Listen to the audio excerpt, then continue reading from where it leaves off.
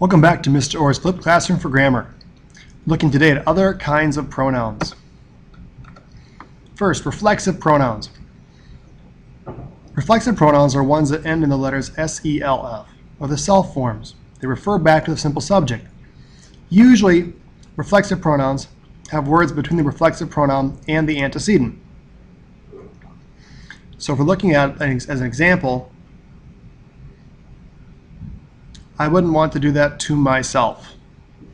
Myself has the main pronoun my with the self added to it, but it's referring all the way back to the simple subject I. So a reflexive pronoun has words in between. Kind of like if you consider that reflexive is similar to the idea of reflecting things in a mirror. You need space between your nose and the mirror in order to be able to see things clearly. Likewise, the reflexive pronouns need space between the antecedent and the self form in order for them to work. Intensive pronouns are the self form that adds intensity to the antecedent. So this is usually immediately following the antecedent. In an example like I myself would never do that.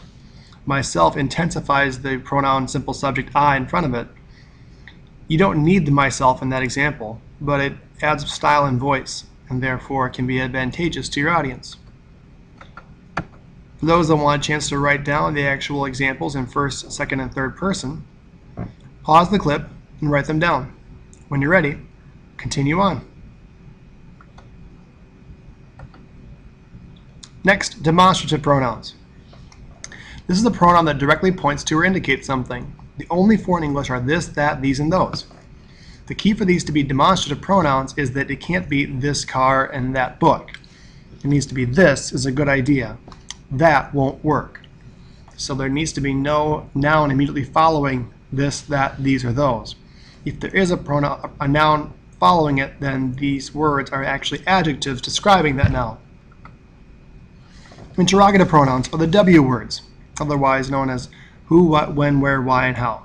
These also can include wherever, whichever, that sort of thing. Usually antecedent is the answer to the question, so if you're trying to find the antecedent for interrogative pronouns, typically they're in a question, but the antecedent is the answer to that question. So you may not be able to find one if that's the nature of the activity. Interrogative pronouns show up in another way as well. They're relative pronouns. This is a little more confusing, especially if you look at the term subordinate or dependent clauses and you're not sure what that means. In this case, we're talking about when you have a sentence within a sentence. Examples can include things like the following.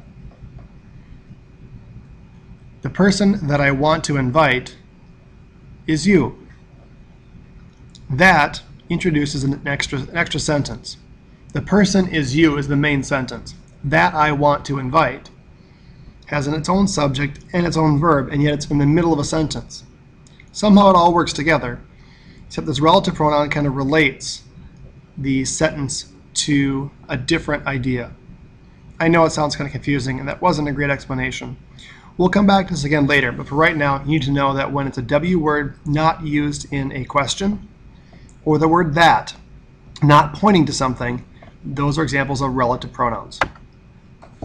Also, there's indefinite pronouns. They're indefinite because they're not defined. They don't refer to a specific person, place, thing, or idea. Indefinite pronouns can be singular, plural, and in some cases either. To read this table, look at these first four, any, every, no, and some, as prefixes. Body, one, and thing as suffixes or the main part of the word. So it reads, anybody, anyone, anything, everybody, everyone, everything, nobody, no one, no thing, somebody, someone, something. Some folks find it easier to write it down this way than having to write down 12 different words. This is to refer to either or neither, so the N is optional. Each and another are also singular. Plural words are both, few, many, and several. Ones that can be either singular or plural are all, any, most, none, or some. In these cases, we refer to them as either because it could be all of my friends, plural, or all of the pizza, singular. It's also kind of confusing.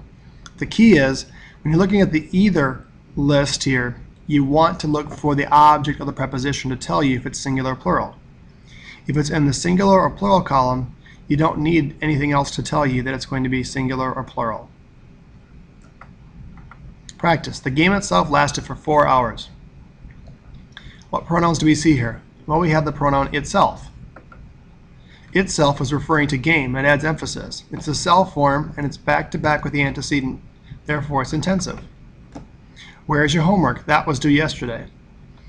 Pronouns in both sentences. We have where and we have that. Your is also a possessive pronoun, but that was covered in the previous lesson. Where is going to be an interrogative pronoun because it's referring to a location and it's in a question. That was a demonstrative pronoun because it's pointing to something. Feel free to take your time, ask questions, and especially mark things up and bring them to your teacher to get more help. Good hunting.